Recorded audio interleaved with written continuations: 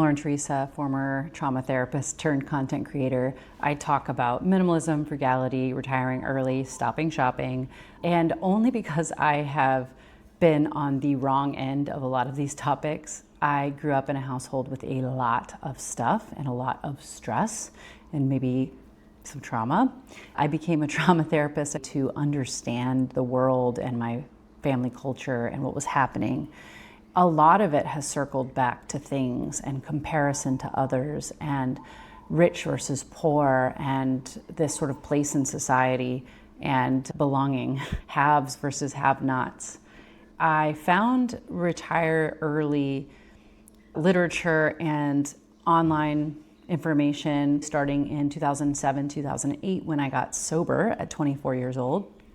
I'm now 43 and I am semi-retired early. I have a set amount for the rest of my life that I could live on based on the sale of the business, my half of the business to my ex-husband, and then my real estate, which is not fully rented out, but at some point will provide income, especially when I pay down a large portion of it in the next 3 years. So I started a low buy in January and failed, and I didn't understand why, but I got the efforts and then spent more than I made and was on credit and felt the pain of interest. I felt the pain of paying the interest for those credit cards and the overspending that I did. I actually made a budget video. I made a budget video where I said that I don't really have a budget, that I know my parameters. And oh gosh, was that sort of not great. When I was married and business was doing well between 2008 and the pandemic, I was able to save lots of money and I was also able to spend. I wouldn't say I'm an extremely extravagant person. I'm wearing a $2 thrift store t-shirt that I cut off. I think it's a men's Hanes t-shirt. It's cotton. I'm also wearing Beyond Yoga shorts, so there's a mix there.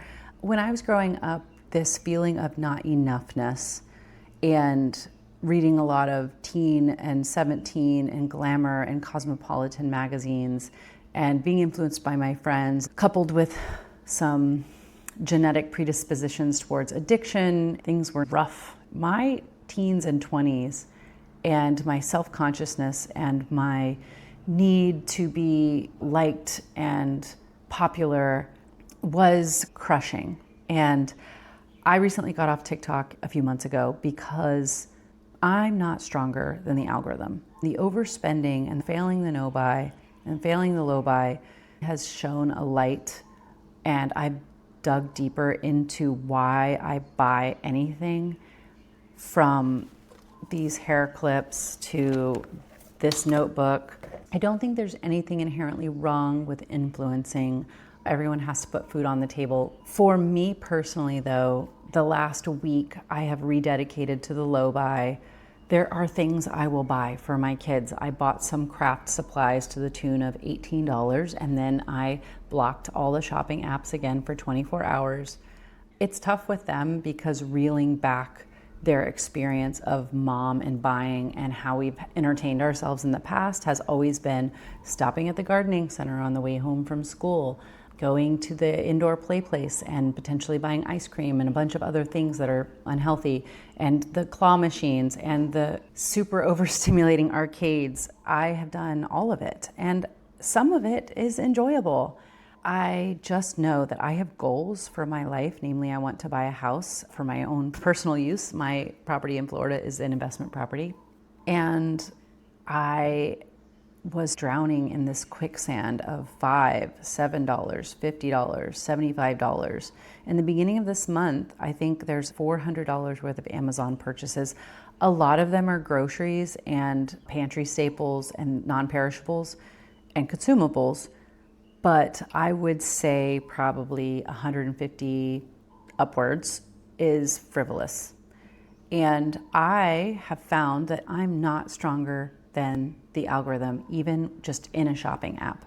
The deals and the 50% off is just triggering this survival mechanism within me, coupled with the news about the economy and inflation. I want to deep freeze, like capitalize on the deals, but that deep freeze is going to cost me $8 to $10 a month on my electric bill. This idea of scarcity is the age-old sales tactic. Buy it now or this deal goes away. Sign up for 10% off, but you have to purchase within 48 hours.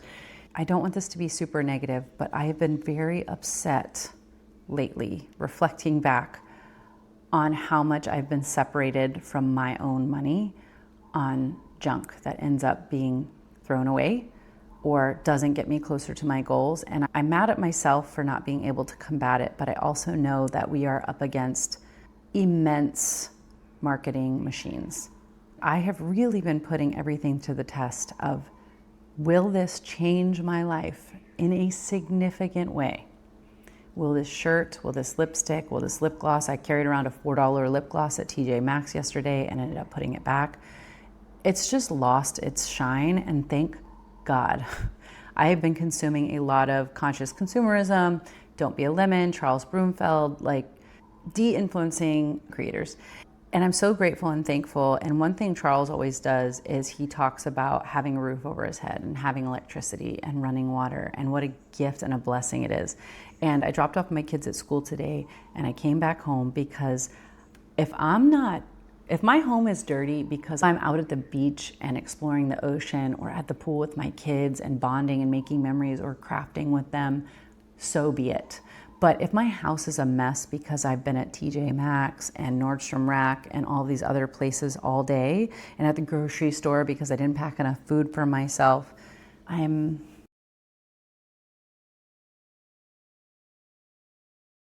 at this point at 43 years old, and I don't know why it's clicking now, and I hope it sticks because I've been in this mindset before and lost it, largely due to getting a television again, which I didn't have in grad school. One of the happiest times of my life was when I didn't have a TV for 2 years. Social media was completely different. It was a social platform. And having those two sources in my life has been, I don't know, and even long form content on YouTube, which it's like this constant friend in my life, right? It's this constant comfort around me at all times, so there's no silence in my life. I have been to many meditation classes and courses where they've talked about original thought, and are any of our thoughts actually original? And do we take the time to sit in silence and process what is for us and what is not for us, who we are and who we are not? And I've always been this way since I was a little kid. You can ask my parents. And yeah, I don't know why in this lifetime I was chosen to have this train or this trajectory, but I don't want to buy anything. This is one of my most recent purchases, which was on sale, $45 at Target, and it's all I went in for. I did get a grocery item as well, which was snacks, which is a whole other topic I could talk about with de-influencing, but yeah, what I do know is that I love being at home. I am an introvert. I've been a minimalist for a really long time, so having a clean, orderly, clear space is important to me, and it is not that way currently. So today, what I decided to do was, even though I have only 2.5 hours before I have to go pick up the kids again, I wanted to create, because when I create these videos, I don't want to shop. It fulfills me because purposeful work is important. And when I don't do the things that are most important to me, that is not the path of least resistance. It increases the resistance and anxiety in my life. But when I create, I feel relieved. There is some sort of thing that I get from it, from helping and being of service and being useful. So if you like this kind of content, please feel free to like and subscribe. I will not be taking on any sponsorships unless they are in 100% alignment with either I've used them and I do use them, or I do actually believe that they're helpful and useful in this world. It's difficult to be a creator and not get sponsorships or not feel that pull, because especially with 2 AC units going out in Florida, which will cost a lot of money if anybody's ever replaced an air conditioning unit. I've already talked about how 20% of my savings for my retirement went to the renovation of this fourplex. And though I should be able to recoup that over time, let's say you take $1 million, 200,000 of that gone. Now you're living off of $800,000 for the rest of your life. And that's a hit you didn't know you were going to take in early retirements. I would love to make money online and to be able to work from home while my kids are little and not go back to a job. There's nothing wrong with work and having structure and feeling the power of a dollar. Renovating this property, having my nest egg drop, living on less and overspending and having these failures has helped me to value my time and energy and where I'm sending that out into the world and what I'm allowing into my space. My house is a complete disaster right now. And I really want to get to the point of cleanliness and order and peace in my home. And because that hasn't been something I've been able to maintain on a week-to-week basis, I go through big spurts of cleaning. And then it dwindles for 1 to 2 weeks, and then it happens again because I can't stand it. Until I find that equilibrium, I cannot accept anything else into my home. And I cannot give things away anymore at the rate I did when I was constantly decluttering, because decluttering and recluttering has been such an issue for me since 2008, since I started the minimalism journey. Right now I'm taking a pause because I don't know that having too much stuff is the root issue. It is the influx. It is the outgoing. But my grandparents, who lived through the Great Depression, their homes were always pretty static. They didn't have the ability to order something online that arrived in 2 days or 1 day or 12 hours. They had to make conscious planned purchases, so things that did come into their home were appreciated, loved, high quality, thought about, planned for, and executed in a way that they knew would be valuable. So much time and research and life going into each of those decisions.